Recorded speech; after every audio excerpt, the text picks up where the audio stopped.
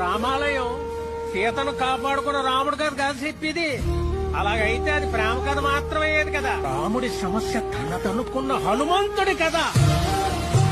ధర్మం వైపు ఉన్న రాముడికి మేము ఉన్నామని నిలబడ్డ వానరుల కథ.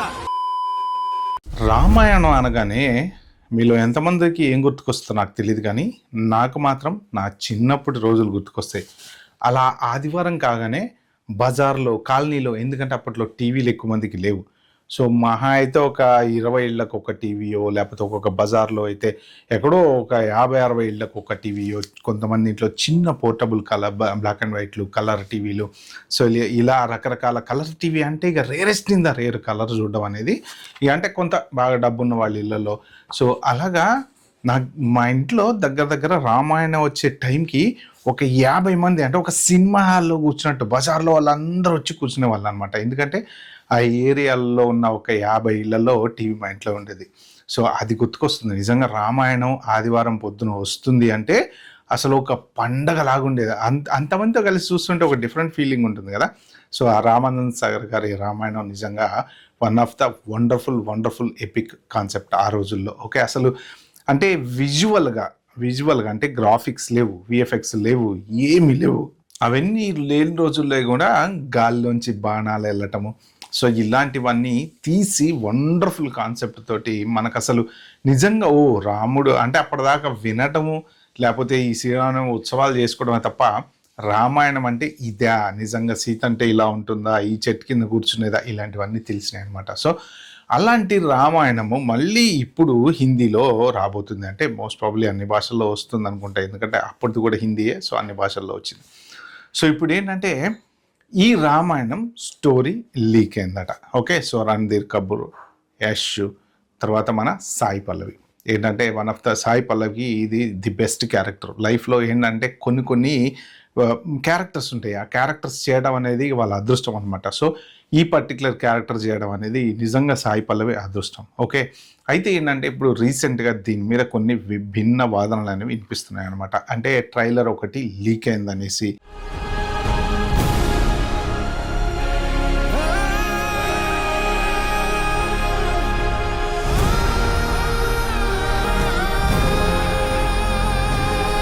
తర్వాత కొంతమందికి ఇది ట్రైలర్ వేసి చూపించారు. అంటే మీడియా పీపుల్ ఎవరైతే ఉంటారో వాళ్ళకంటే విదేశాల్లో అక్కడిక్కడ మొత్తం వేసి చూపించారు. సో అనుకున్నంత రెస్పాన్స్ రాలేదు, ఫైనాన్షియల్గా కూడా అంత డబ్బులు రావట్లేదు, దీనికి ఎవరు పెట్టుబడి అంటే ఓటీటీలో వాటిలో పెట్టుబడి పెట్టట్లేదు అన్న టాక్ అయితే వస్తుంది. సో దాని గురించి ఫుల్ డీటెయిల్స్ ఈ పర్టికులర్ వీడియోలో నేనైతే చెప్తాను. మీరైతే లాస్ట్ వరకు చూడండి. సబ్స్క్రైబ్ చేసుకున్నారా, ఓ లైక్ వేసుకున్నారా, అలాగే కింద హైప్ అని ఉంటుంది చూసారా, అది నొక్కేయండి, ఫ్రీయే కదా, ప్లీజ్ నాకు హెల్ప్ చేసినట్టు అవుతుంది. ఓకే, ఇంక మనం టాపిక్లోకి వెళ్ళిపోదాం. సో ప్రస్తుతానికైతే ఇప్పుడు సోషల్ మీడియాలో ట్రెండింగ్ టాపిక్ ఏంటంటే రామాయణం ట్రైలర్ లీక్. మరి ట్రైలర్ లీక్ ఎవరైనా రికార్డ్ చేసి లీక్ చేశారా, లేదు మేకర్సే లీక్ చేశారా? అంటే మేకర్స్ ఆడియన్ పల్స్ పట్టుకోవడానికి ఏమన్నా కొంత లీక్ చేశారు. అసలు ట్రైలర్ ఎప్పుడు రాబోతుంది అంటే జూన్ 24వ తారీఖు 4 నిమిషాల ట్రైలర్ వాళ్ళు తీసుకొద్దామని ప్లాన్లో ఉన్నారన్నమాట. అయితే వీళ్ళు ఏంటంటే ఆల్రెడీ పబ్లిసిటీ మీద ఫోకస్ పెట్టేశారు. ఎక్కడ పడితే అక్కడ ఇంటర్వ్యూలు అవి ఇవి అన్నీ స్టార్ట్ అయిపోతున్నాయి. తర్వాత ఒక 4000 మంది మీడియా వాళ్ళకి వీళ్ళు ఒక 3 నిమిషాల ట్రైలర్ వేసి చూపించారు. మరి అది చూపించినప్పుడు ఎవరైనా ఫోన్తో తీసి రికార్డు చేసి బయట పెట్టారా, లేదు చూద్దాం అసలు మార్కెట్ ట్రెండింగ్ ఎలా ఉంది, మన ట్రైలర్ లీక్ అయితే ఎవరేం మాట్లాడుకుంటున్నారు అన్న ఇది వీళ్ళు మేకర్స్ ఏమన్నా చేశారా అనేది కరెక్ట్గా తెలియదులే. కానీ బజ్ ఏంటంటే అంత ఇంప్రెసివ్గా లేదు అని కొంతమంది అంటున్నారు. సో కొంతమంది ఏంటంటే బాగానే ఉంది అంటున్నారు. అంటే ట్రైలర్ చూసి మనం సినిమాని ఎక్స్పెక్ట్ చేయకూడదు. సో మెయిన్ ఏంటంటే ఇప్పుడు ఇది 2 పార్ట్లుగా వస్తుంది. సో పార్ట్ 1 వచ్చేసి ఇప్పుడు ఈ దీపావళికి, పార్ట్ 2 వచ్చేసి నెక్స్ట్ దీపావళికి అనుకుంటున్నారు. అయితే ఇక్కడ మెయిన్ ప్రాబ్లం ఎక్కడ వస్తుందంటే దీనికి దగ్గర 4,000 కోట్ల రూపాయలు ఖర్చు పెట్టారట. 2,500 కోట్లేమో పార్ట్ 1కి, సో 1,500 కోట్లు దగ్గర పార్ట్ 2కి. సో ఇంకా పార్ట్ 2 కంప్లీట్ అయిందో లేదో తెలియదు, కానీ ఈ పార్ట్ 1 అయితే ప్రస్తుతానికి షూటింగ్ అయిపోయింది, రిలీజ్కి దగ్గరలో ఉంది కాబట్టి సో దీని గురించి ప్రస్తుతం టాక్ ఆఫ్ ద టౌన్ అయితే నడుస్తుంది. కానీ అనుకున్నంత బిజినెస్ అవ్వట్లేదంట. ఓటీటీస్ కూడా ఏంటంటే ఏమో రేపు పొద్దున ఆడియన్ పల్స్ ఎలా ఉంటుందో, ఎవరికి నచ్చలేదనుకో మీరు ఒక్కసారి ఆదిపురుష్ గుర్తు తెచ్చుకోండి, ఊహిస్తేనే భయంకరంగా ఉంది. మొత్తం అసలు ఆదిపురుష అంటే నాయన ఏం సినిమారా బాబో అని అసలు ఒక భయంకరంగా దాన్ని మొత్తం తిట్టనోడు లేడు దాంట్లో. స్టోరీ మార్చారని అదని ఇదని రకరకాలుగా. సో ఇప్పుడు ఇది అలా ఉండబోతుంది. కానీ ఖచ్చితంగా డౌట్ లేదు, రామాయణం అంటే మాత్రం డెఫినెట్గా ఎలాగున్నా సరే చూస్తారు. ఇప్పుడు ఆ రోజుల్లో గ్రాఫిక్స్ లేని రోజుల్లోనే ఆ లెవెల్లో ఎంజాయ్ చేశాం కదా. సో ఇప్పుడు మరి ఈ రోజుల్లో ఇంత గ్రాఫిక్స్ డెవలప్ అయ్యి విఎఫ్ఎక్స్ డెవలప్ అయిన తర్వాత దాన్ని విజువల్గా ఇంకా వండర్ ఎంత బాగా చూపెడతారు అనే దాని మీదే ఖచ్చితంగా దృష్టి ఉంటుంది కంపల్సరీ ప్రతి ఒక్కళ్ళు. ఎందుకంటే ఆ రోజుల్లో చూసిన రామాయణం జనరేషన్ ఇప్పుడు 3 తరాలు దాటినాయి మధ్యలో. సో ఈ జనరేషన్ వాళ్ళకి అసలు రామాయణం ఎలా ఉంటుంది పిల్లల దగ్గర నుంచి అందరికీ తెలియాలి. మనం రాముడి గురించి మాట్లాడుకుంటాము, తర్వాత రావణాసుడి గురించి మాట్లాడుకుంటాము, సీత గురించి మాట్లాడుకుంటాం, లక్ష్మణ్ గురించి మాట్లాడుకుంటాం, గుళ్ళకి వెళ్తుంటాం, దండాలు పెడుతుంటాం. ఈ ప్రజెంట్ జనరేషన్ వాళ్ళు ఏంటంటే ఆ పాత రామాయణం గురించి వాళ్ళకి పెద్ద తెలియదు. సో కాబట్టి ఏంటంటే వాళ్ళు చూడటానికి కాస్త ఈ గ్రాఫిక్స్ లేటెస్ట్ స్టైలిష్గా ఇదంతా బాగుంటుంది. సో వీళ్ళకి ఇప్పుడు చూపెట్టింది కూడా ఏంటంటే 3Dలో చూపించారంట. 3Dలో చూస్తే ఇంకా అసలు మనం ఆ అడవుల్లో మనం నడుస్తున్నట్టు లేకపోతే రాముడితో పాటు మన పక్కన ఉన్నట్టు ఉంటుంది అనమాట. అది ఇంకా బాగుంటుంది. సో యాక్చువల్ ట్రైలర్ బయటకు వస్తే కానీ 24వ తారీఖు అసలు అది ఎలా ఉంటుంది ఏంటి అనేది. కానీ ప్రస్తుతానికి సోషల్ మీడియాలో ఉన్న టాక్ మాత్రం అంత ఎందుకో ఇంప్రెస్ చేయలేదు. సో యష్ ఒక డైలాగ్తో మొదలు పెడతాడు, ఆయన ఇంప్రెస్ చేయలేకపోయాడు. తర్వాత రణబీర్ కపూర్, తర్వాత సాయి పల్లవి క్యారెక్టర్స్ పరంగా చూసుకుంటే ఓకే. కానీ 2 నిమిషాలు 3 నిమిషాల ట్రైలర్ చూసి మనం సినిమాని డిసైడ్ చేయగలుగుతామంటే చేయలేం. ఒక్కొక్కసారి ట్రైలర్ అట్రాక్షన్ అవ్వకపోవచ్చు. సో వాళ్ళు క్రియేట్ చేసింది కరెక్ట్గా రాకపోవచ్చు. సో ట్రైలర్లో ఏంటంటే మొత్తం సినిమా అంతా పెట్టలేరు కాబట్టి కొన్ని సినిమాలకి ఏంటంటే ట్రైలర్ చూడంగానే అసలు అదిరిపోద్ది. అరే ఏముందిరా మా ట్రైలర్ అసలు సినిమా గ్యారంటీ చూడాల్సిందే అనుకుంటా. తీరా పోయి చూస్తే ఏముండదు సినిమాలో. ఎందుకంటే ఆ ఇంపార్టెంట్ బిట్స్ అక్కడోటి కలిపినప్పుడు ఏమవుద్దంటే క్యూరియాసిటీ జనరేట్ అవుతుంది. సినిమా 2.5 గంటలు చూసేటప్పుడు కదా బోరింగ్ స్టార్ట్ అయిపోద్ది. అబ్బా ఎప్పుడైపోద్దిరా నాయన ఈ సినిమా అన్నట్టు ఉంటుంది అనమాట. కానీ కొన్నిటికి ఏంటంటే ట్రైలర్లు చెత్తలాగా ఉంటాయి. అంటే వాళ్ళు ట్రైలర్ కటింగ్ అలా చేస్తారా, లేకపోతే ఇంప్రెస్ చేయలేకపోతారా, లేకపోతే ఆ ఆర్టిస్ట్లను మనం జీర్ణించుకోలేకపోతున్నామా అన్నట్టు ఉంటుంది అనమాట. అయితే ఇక్కడ ఇంకొకటి కూడా ఉంది.